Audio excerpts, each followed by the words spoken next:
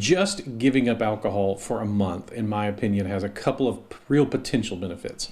Number one, and most importantly, probably by far, is it's not its long-term health effects. Just taking a month off from something like alcohol is probably not going to make a big difference down the road.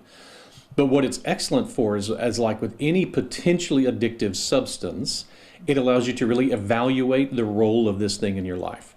So to say I'm not going to have any alcohol for a month means for a month, I'm getting to evaluate, okay, how much of my life is dependent on this thing, on this alcohol, for example. And so how often am I, like, do I need it to have fun? Do I need it to relax? Do I need it to calm down or to go to sleep? In which case, that allows you to evaluate, alcohol apparently has an unhealthy role in my life. I'm overly dependent on it. And anytime we fast from something, no matter what it is, sugar or alcohol or pick it, what that's going to allow us to do, or nowadays our cell phones or something like that, anything that becomes takes on an addictive role in our life, or even a tyrannical role where now kind of it's calling the shots, not us calling the shots. When you take time off from it, when you fast from it, it allows you to evaluate, okay, how dependent am I? It even allows you to evaluate, is this an addiction? Because if it's become an addiction, you're not going to make it a month. You're going to find excuses to break the addiction, to cheat, to all that kind of stuff. And so that's my opinion. Its main value, fasting from something or taking a month off from something, its main value health-wise is to help us evaluate what is this role of this thing in my life.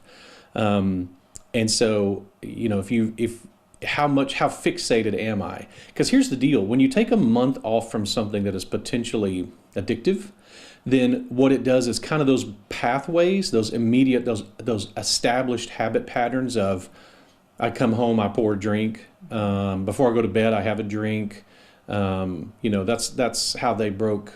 You know, if you want to quit smoking, the way you do it is you take them out of your life, and then you see how much effect taking that one cigarette or that one drink or whatever, and trying to go a month without it, it allows you to kind of, if you will, those well-worn pathways in our brain, they kind of start growing over a little bit. And so it's a little easier to not do it next time, and a little easier to not do it next time.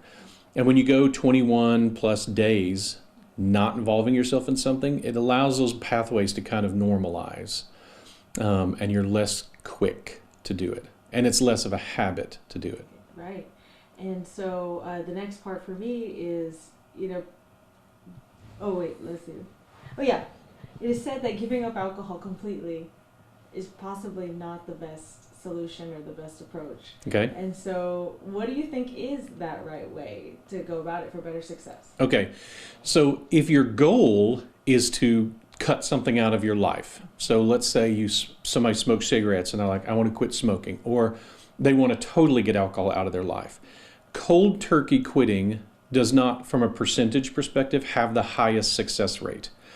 And here's why. So again, if people say, well, is it a good idea for me to go a month without drinking alcohol? Possibly it's a very good idea, like I said, for the evaluation purpose. However, if you're going to binge the week before you stop, and you're going to binge the week after you start back up, then no, it's not healthy. That's the yo-yo weight loss thing that we all have, where we lose weight and then we regain it, and then we lose it and regain it, and it happens quickly, and that's probably not the healthiest. If you want to actually change your lifestyle, it involves incremental changes. Mm-hmm. So years ago, the Heart Association mastered how to quit smoking by showing, you know, you find the 10 cigarettes you smoke a day and you cut one of them out. And then you get used to that one not being there. And then you cut another one out, and you get used to that one not being there. And that way, over a period of a few weeks, you can eventually quit smoking. So if you want to quit overeating or eating at bad times, or quit drinking completely, then what you've got to do is start making incremental changes and sticking by them. You make a change, a small one, and then you stick with it. Then you make another change, and you stick with it. And you make another change, and you stick with it. So with alcohol, you might say, I'm not going to drink. If you drink every day, which can be a bad sign, then you go, okay, I'm going to not drink on Monday, and then not drink on Tuesday. And you start with the easiest days, and I'm not going to drink on, and then you eventually work your ways to, which is for most people Thursday, Friday, Saturday are the hardest nights to not drink. So So you quit that incrementally. Those incremental changes are more likely to lead to long-term success than just cold turkey. Now, for some people, cold turkey works perfectly, and if you're one of those people, God bless you. That's awesome. Good for you. But that's not the most common answer. Yeah, I definitely would agree with that. And so, yeah, any other tips you'd advise for those setting these New Year's resolutions, to make it more realistic for them? Yeah. Whatever your New Year's resolutions that people make, the reason they usually fail is because they start a big change on January 1. And a much better way to do a resolution is to say, so if you said January 1, 2024, by January 1 of 2025, I'm going to have made this change. And so you start the incremental change. By January 1 of 2025, I will have developed this plan to lose this weight, or I'll be working out 4 days a week for 30 minutes a day by this time. And I'm going to start with this. And so what happens is, and exercise is a great example in that they're going to get a gym membership, which I highly recommend.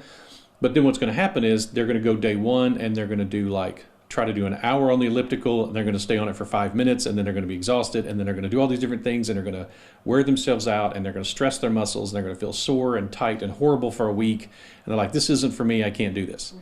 When they would have been better off if they'd have said, I'm going to get a trainer or a helper to walk me through the first month. I'm going to have somebody walk me through every step, incrementally improving.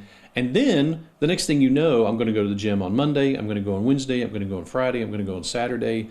And you get to where you're always there on Monday, get it in your calendar, schedule it, and then you go. And then you add in Wednesday, then you add in, and before you know it, within a month or two, it's now just normal that you go to the gym on Monday and then Wednesday. And then, so those incremental changes typically are the best. And then the last thing I would say that's vital is community. We as humans will typically begin to model the community around us. So if you want to, your best bet if you want to develop habit changes is to be around other people trying to develop some of the same habit changes. That's why some of the apps and things like that work, is they create a sense of community. So whether it's, a therapeutic relationship like in counseling, or church or family or friends or whatever, that you find some people to do that with. And then you work together and you celebrate your victories and you begin to make those changes. So those are the two. Incremental changes in community have been proven to be the real ways people change. Right. And so with that, the fact that with dry January, you're supposed to completely take it out, right, which is what the initiative is all about. What is your take on that based on everything you just said? Yeah. Do you think it's... So as an evaluation tool, it's fantastic. It's a great evaluation tool. It is not probably, for most people, a good way to quit drinking long term. Now, again, somebody gets that, you quit, you're doing something that you think is wrong or unhealthy, you quit it. And then use that month, so if you want to quit drinking or you want to change the way you drink, use that month of not drinking at all to recognize its role in your life, and then develop a plan for how you're going to maintain that through community, through incremental change for the rest of the year. So that your goal becomes, I'm going to take this month off. Great, that's a great evaluation. You'll learn a lot about how important alcohol is to your life in a month, I promise. Then your goal becomes, and then by January 1 of